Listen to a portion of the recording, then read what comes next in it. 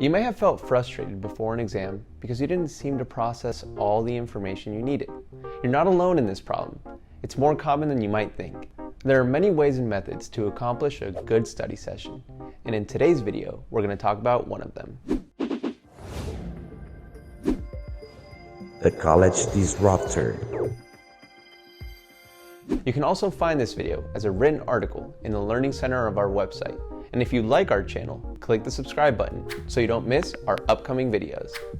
Here at Gradehacker, we've heard it all the time from the students that we assist, since they often feel it is more difficult to determine how to study than what to study. There are different learning methods, and the main three are: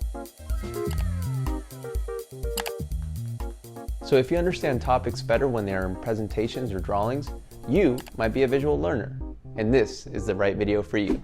Let's begin with the list of our best ways to study as a visual learner. Number 1, a quiet environment. For visual learners, a quiet environment where they can focus is super important. You need a space where you can understand all your visual information to the fullest. So being in a space where there's too much noise will distract you. You need to remember that when it comes to visual learners like you, studying with friends is not ideal. Number 2, color coding. The brains of visual learners are made to remember every specific visual aspect of information you are reading or watching, and color is a big part of it. In your notes, you can differentiate different categories. For example, suppose you need to study for a history exam on the causes of the Great Depression. In that case, you can highlight the social causes in blue, the economic causes in green, and political causes in yellow. This color coding will make it easier for your brain to associate the information you are studying with a color, which means you will be more likely to remember it on the test.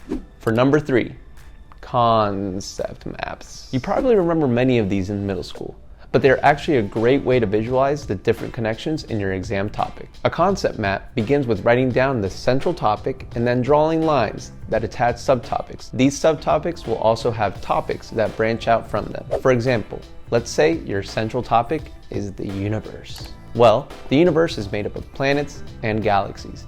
There, you already have 2 branches out of your main one. Once you finish your concept map and start studying, the connections will make it easier to remember every different topic. For number 4, we have study visuals.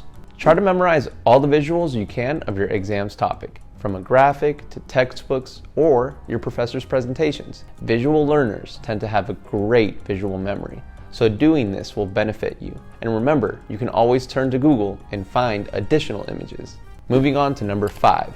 This one ties in very closely to the previous point.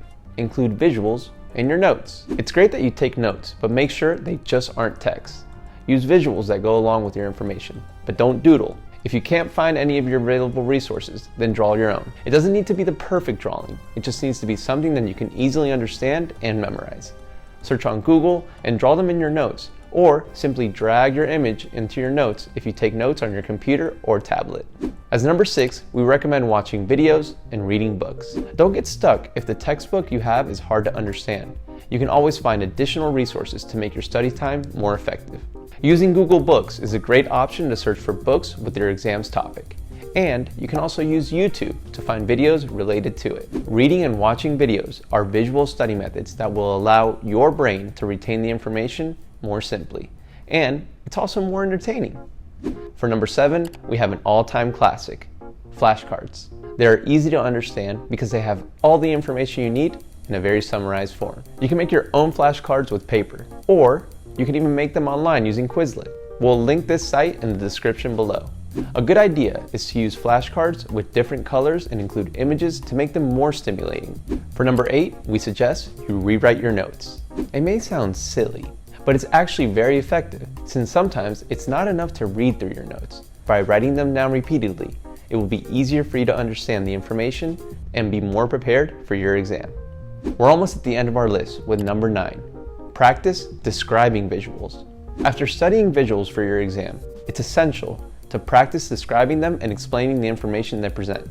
Imagine that the image you study pops into your head during the exam, but you don't know how to elaborate on it.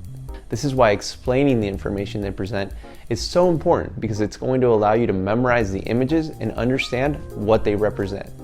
Number 10, create a study schedule. Planning out how and when you study beforehand is crucial.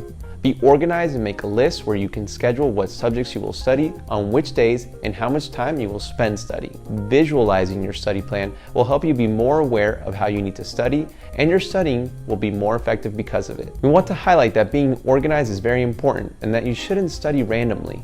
Having a plan and studying according to your schedule will allow you to get the best of your study session. Thank you for watching. And if you liked this video, let us know in the comments below. Also share with us what other visual techniques you might have, so others can find it useful as well.